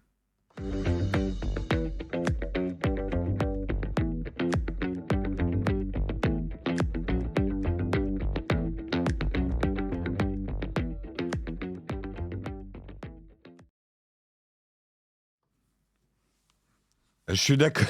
Je suis d'accord, Basti qui dit moi j'en ai marre des youtubeurs qui recyclent leurs vidéos en TikTok et en shorts. Tout à fait. Surtout que c'est comme des vieux pots de yaourt. Parfois il reste des traces au fond. C'est dégueulasse. C'est dégueulasse. Je suis d'accord. Je suis pour les youtubeurs qui refont une vidéo quand ils font un TikTok. Vous saviez qu'on était sur TikTok? Vous en foutez? Bon, je vous le dis quand même, on est sur TikTok. Hein. Cherchez Nowtech Team. Et c'est pas du recyclage de nos vidéos. On fait des vraies vidéos TikTok. Hein. On fait des efforts, ce qui sert absolument à rien, vous dira Hard Disk, qu'une vidéo sur votre ongle incarné prise à l'arrache dans votre chambre d'hôtel fera des millions de vues, alors qu'une vidéo qui vous a pris 3 heures de boulot fera 0 vue sur TikTok. Et il a raison. Néanmoins, nos vidéos sur TikTok sont des vraies vidéos, élevées en plein air, avec du bon grain de campagne.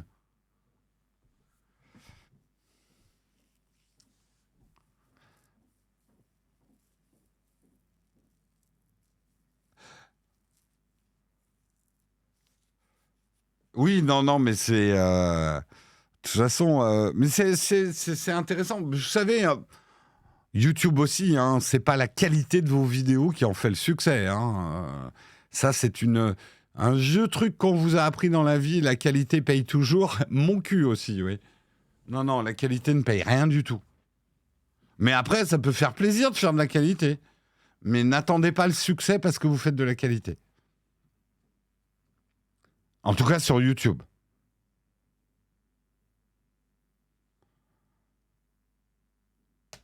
Le mérite n'existe pas. Ah oui, les gens qui croient qu'ils vont être récompensés parce qu'ils travaillent plus, désolé, la vie va vous décevoir.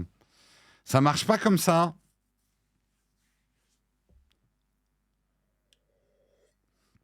Ça peut aider, hein. Ça veut pas dire qu'il faut rien branler et que ça va vous tomber tout cru dans les mains, hein. Mais il y a aussi plein d'exemples de gens qui ont travaillé comme des sourds et qui n'ont jamais été récompensés. Et Jean Massier qui arrive, mais nous avons tout le Twitch YouTube Game qui arrive ce matin. Moi, je fais de la merde et j'ai du succès. La preuve, bah oui, regardez Jean Massier. Je veux dire, les mots m'échappent. Les mots m'échappent. Je sens que je vais avoir beaucoup de mal à faire le dernier article. Vous le sentez aussi, là, le gros dérapage dans les graviers ce matin?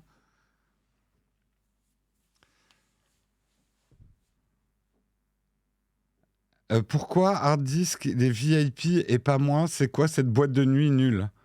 Écoute, je veux dire, Hard Disk, chaque fois qu'il vient, il prend full tournée de champagne avec pas des pétards, des feux d'artifice dedans, là, avec les plateaux et tout. Alors, le VIP, ça se mérite hein, chez nous.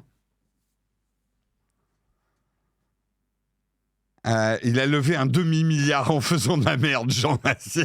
Oh, le bon titre. Oh, ça ferait une bonne vidéo. Ce streamer a levé un demi-milliard en faisant de la merde. Et du coup, Jean Massier, il distribue son argent. Non, mais t'inquiète pas, Jean. On n'a pas dit que t'étais de droite, hein. T'es pas obligé de distribuer ton argent, hein. Merci en tout cas Jean qui offre 5 abonnements communautaires et j'enchaîne d'ailleurs dans les remerciements. Merci Légende 2504 pour ton 18e mois d'abonnement. Merci Fanatics pour ton 19e mois d'abonnement. Merci Volkinzer pour ton 8e mois d'abonnement. Merci Nali Eric, 30 mois d'abonnement, c'est plus de l'amour. C'est de la rage. Et Tuxdu 47, 26 mois d'abonnement. C'est plus de l'amour, c'est de la rage. Merci Goldomark également pour ton 5e mois d'abonnement. Merci le Barts pour ton 13e mois d'abonnement. Merci Fanny Schneider pour ton 8e mois d'abonnement. Merci JC Courtois, 14e mois d'abonnement. Merci Bou 0310 pour ton 13e mois d'abonnement. Merci Tout en carton pour ton 10e mois d'abonnement. Merci Anna Putain, j'arrive pas à lire rouge sur bleu. Anna Détio, pour ton 8e mois d'abonnement. Merci. Putain, il y a eu des contributeurs ce matin. Il est où le train de la hype, là? Merci C'est vos jeux original pour ton 3e mois d'abonnement. Merci Silver le dev. J'avais déjà remercié. 3e mois. On a tous ces contributeurs et le train de la hype, non, on grève, quoi. Genre.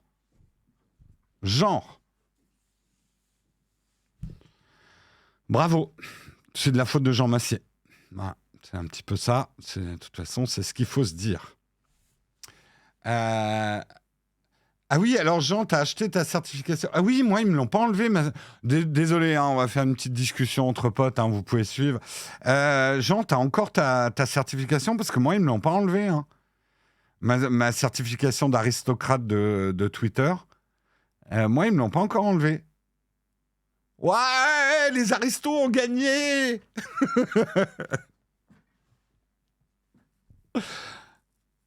C'est du Elon Bluff. Oh, elle est très bonne, celle-ci, Basti. Elle est plus là. Ah, peut-être que vous la voyez plus. Moi, je l'ai encore. Je vérifie. Peut-être qu'ils me l'ont enlevé. Moi, je la vois encore. Ou pas? Ouais, moi, je la vois encore. Je la vois encore, mais vous la voyez peut-être pas.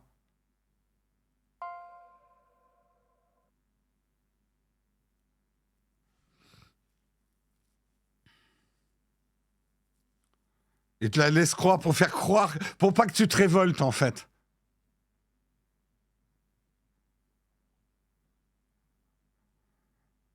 Ah ouais, on est dans des graviers légendaires, là. Je vais pas... On va le faire quand même, l'article. Je sais pas, ça vous intéresse qu'on parle d'Airbnb qui est en train de chier dans l'école? Enfin, qui est en train de plus marcher du tout? Ça vous intéresse ou pas?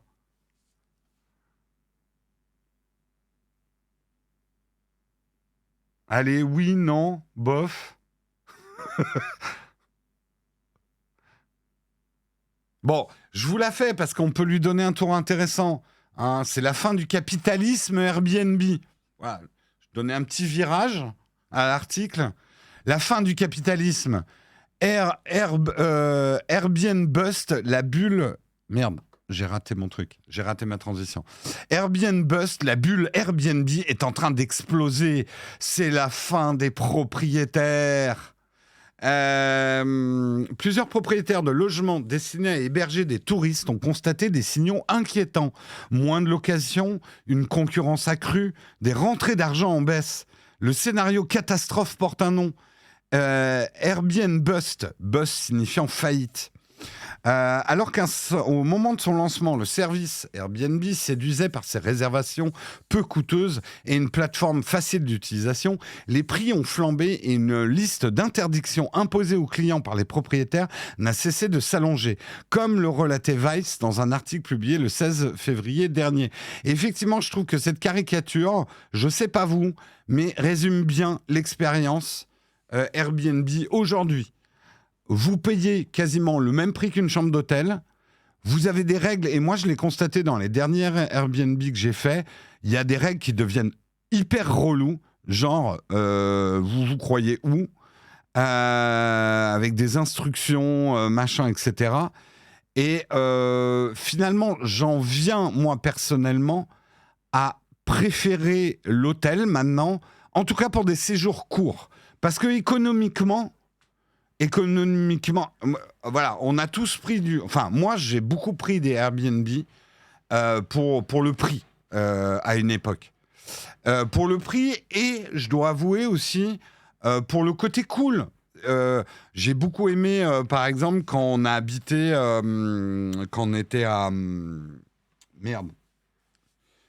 Bon, on est allé dans certaines villes à travers le monde et de te retrouver dans une vraie maison habitée. Parce que c'était ça, Airbnb, au début. T'arrivais vraiment dans des appartes de vrais gens. Et donc, t'avais un peu l'expérience. Je suis un Berlinois, je suis dans un appart à Berlin, c'est trop cool. Les trucs sont écrits en allemand, quoi. T'avais un peu Helsinki, voilà. C'est à Helsinki que ça m'a fait le plus ça. On avait vraiment eu un Airbnb. Tu sentais que le mec, il y habitait d'habitude. Il y avait ses affaires et tout. C'était pas cher, c'était cool. Il y avait ce côté échange de maison. Et ça m'est arrivé il y a 2-3 ans, mon premier, vous savez, les Airbnb industriels. C'est des hôtels Airbnb. Le truc, t'as des petites cases en bas pour prendre... Et tout l'immeuble, c'est des Airbnb. Et t'as une expérience d'hôtel en étant plus désagréable qu'un hôtel et plus dégueulasse qu'un hôtel. Et là, je me suis dit, ça devient n'importe quoi. Et c'est pour ça que, comme d'habitude, le capitalisme va être tué par des gens qui ont l'appât du gain.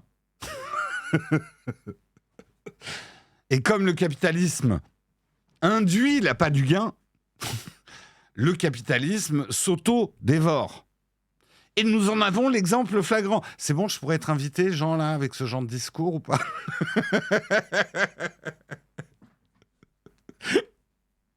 Non, mais en vrai, sans empiéter sur le terrain de Jean, les gens ont tué leur propre Airbnb en imposant des règles. Et je sais pas vous, mais il y a des Airbnb maintenant, t'y vas, et ça, c'est pas une légende. Des Airbnb où ils vous disent, vous n'avez pas le droit de rentrer après 10 heures dans le Airbnb.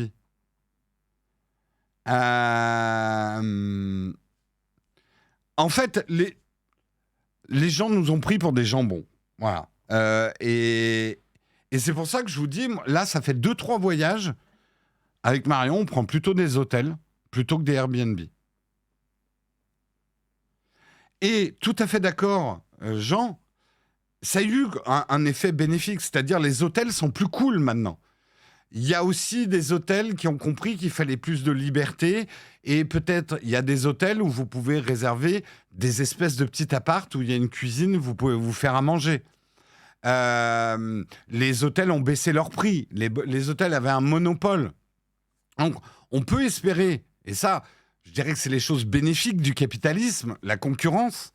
On peut espérer maintenant que les hôtels qui sont en train de redresser, pour certains, la barre, reviennent concurrencer les Airbnb qui vont commencer à se remettre en question. Et c'est pareil, l'exemple d'Uber était dans l'article aussi. Uber a donné un coup de pied aux taxis. Là, à Paris, je peux vous dire que c'est les taxis qui sont en train de redonner un coup de pied à Uber. Et ça, c'est intéressant.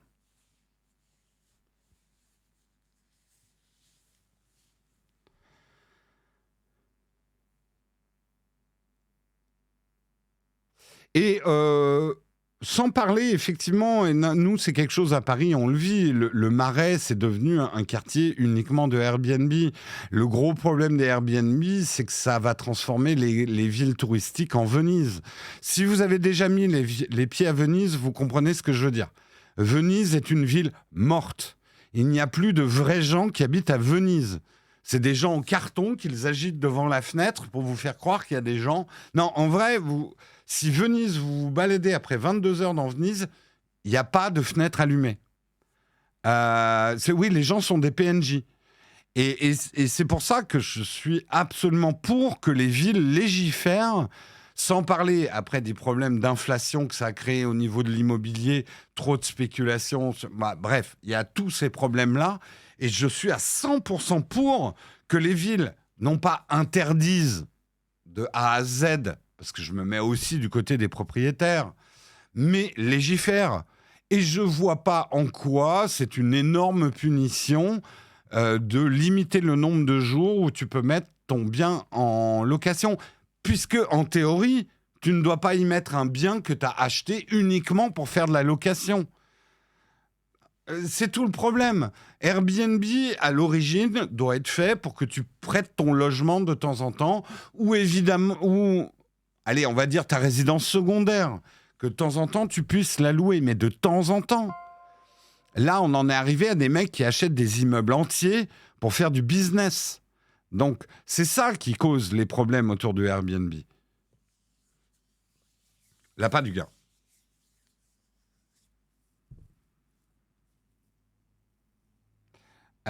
Si la ville de Paris était un tant soit peu smart, elle ferait sa propre plateforme pour les Parisiens en vacances, l'argent de...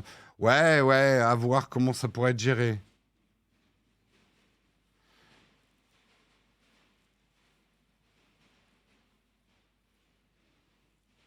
Et moi, dans l'absolu, je trouve que c'est une bonne nouvelle que ça soit un petit peu la crise dans Airbnb. Il y a des gens pour qui c'était trop le jackpot, qui achetaient, et il y en a qui se sont fait beaucoup d'argent, qui ont acheté des logements qu'ils ont vaguement retapés dans des endroits avec haut potentiel touristique, qui ont fait grimper les prix. Du coup, ça a fait grimper les prix de l'immobilier dans la région.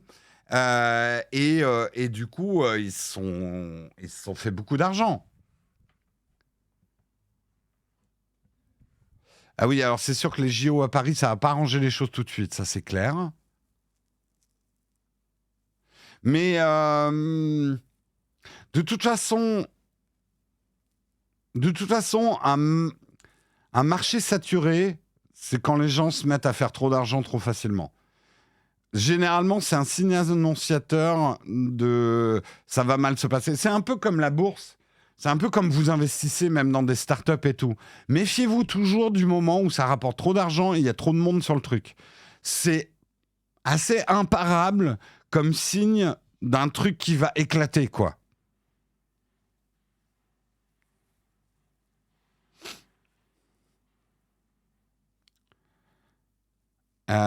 Nous avons même des locataires de logements sociaux qui les plaçaient sur des Airbnb pendant les week-ends. Oui, non mais l'argent facile, généralement, c'est les problèmes au tournant. Hein.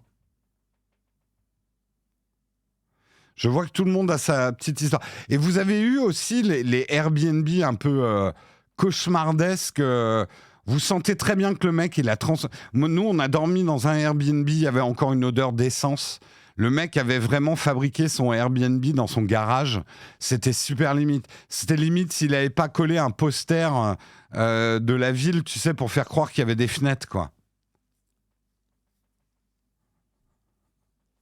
C'est comme les influenceurs, le business plan explose. Oui, les influenceurs escrocs, l'argent trop facile, c'est en train de leur péter à la gueule. Le problème, c'est que ça risque de péter à la gueule de tout le monde. Mais bon.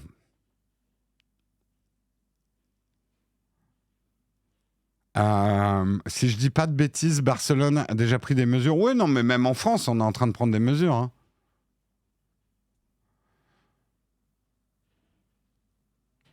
Airbnb, c'est pas le même règlement sécurité hygiène pour un hôtel. Tout à fait. Ouais.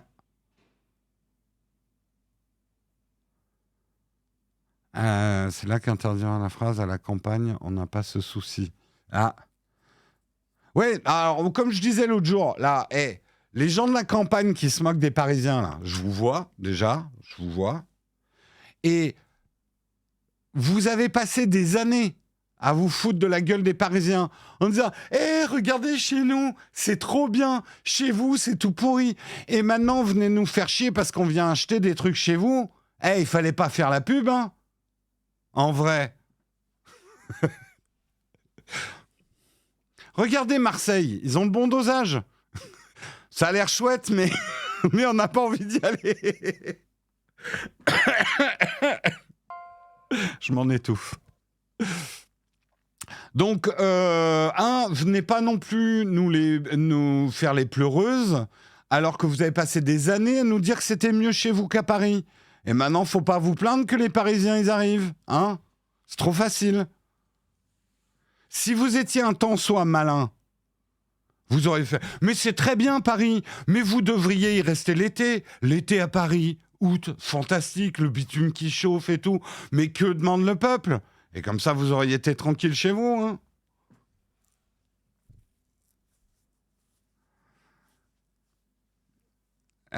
Tu risques ta peau avec Marseille. Non, mais Marseille, j'admire. Marseille, à la fois, tu sais que c'est super cool, Marseille, ça a l'air vraiment bien, mais en même temps, il laisse sortir assez d'histoires pour que tu te dises, je sais pas si je vais être super bien à Marseille.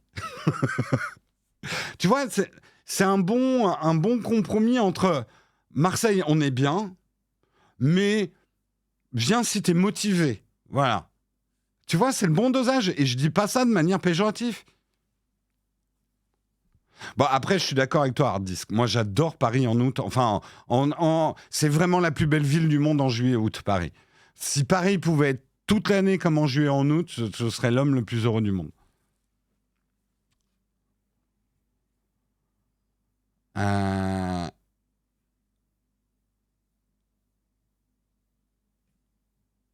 On peut marcher au milieu de certaines rues en août.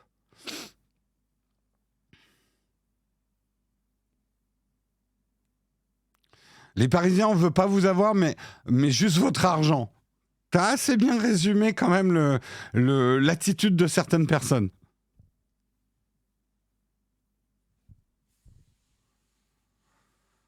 Paris, c'est bien quand les Parisiens sont en vacances. Exactement. Exactement, exactement. Bon, sur ce, il est 9h37. Mais c'était bien cool cette fin d'émission. Merci en tout cas, Jean Hardis, Bastille, et à vous tous d'avoir été là. C'était un peu animé. Nous étions un peu dans les graviers. On va dire, hein, les graviers, c'est un peu notre signature. Quand il n'y a pas les poubelles, c'est beau Paris. Tout à fait. Paris Poubelle n'a jamais aussi bien porté son nom, hein, en même temps. Ça me fait penser aux propos d'un collègue savoyard. Les Gravengers, tout à fait. Taux horaire pour l'animation. Bah écoute, je vais te donner une adresse, Bastille, où tu pourras envoyer ta facture. C'est 13 rue de l'Exemple, à Bidonville.